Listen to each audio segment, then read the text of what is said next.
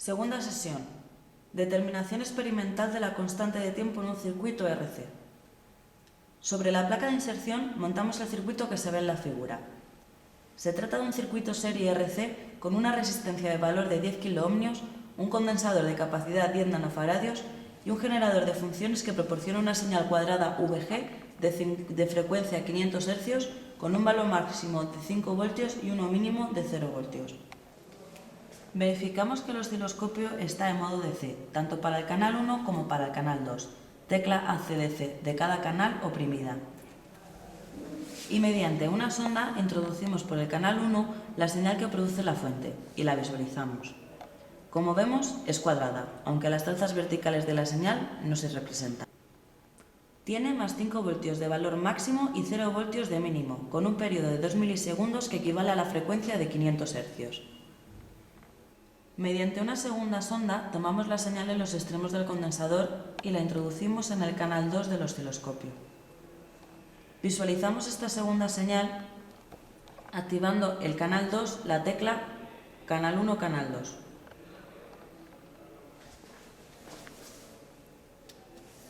La gráfica que tenemos en pantalla, una exponencial negativa, corresponde a la carga y descarga del condensador por efecto de la tensión entre sus placas, que es variable en el tiempo.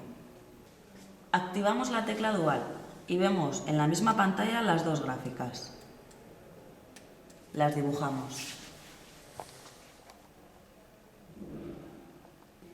Sea cuidadoso, identifique cada eje poniendo el símbolo de la magnitud representada y la escala utilizada en voltios partido división en el eje vertical y en milisegundos partido división en el eje horizontal.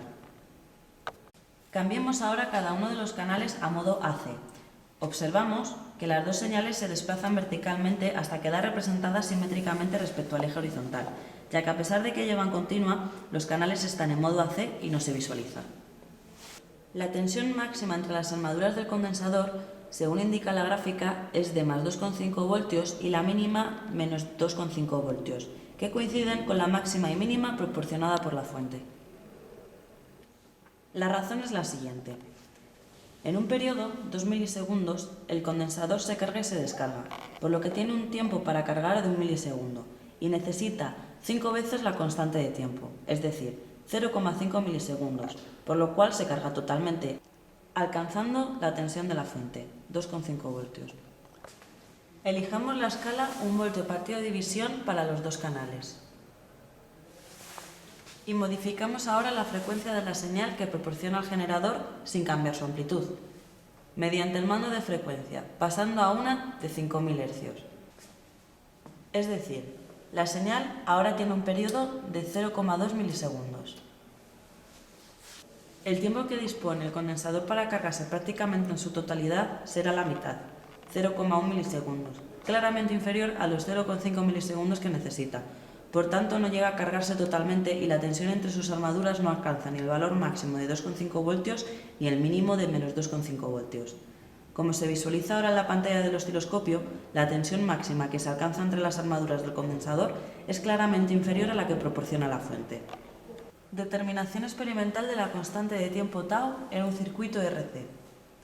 Utilizando el circuito anterior, volvamos a cambiar solo la frecuencia de la señal, a 500 Hz. Es decir, un periodo de 2 milisegundos.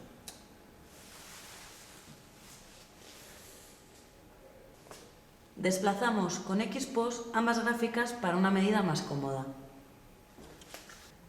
El tiempo de subida o bajada lo mediremos en el eje horizontal, utilizando la gráfica de carga y descarga del condensador, y se toma como aquel en el que la señal pasa por el punto del 10% de amplitud hasta que llega al del 90%. El de bajada se medirá al revés, entre el del 90% y el 10%.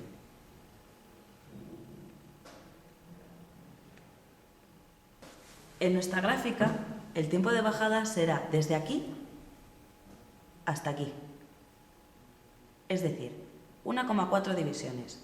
Como la escala es de 0,2 milisegundos partido división, el tiempo determinado es de 0,28 milisegundos. De igual manera, haríamos para el tiempo de subida si quisiéramos utilizar este.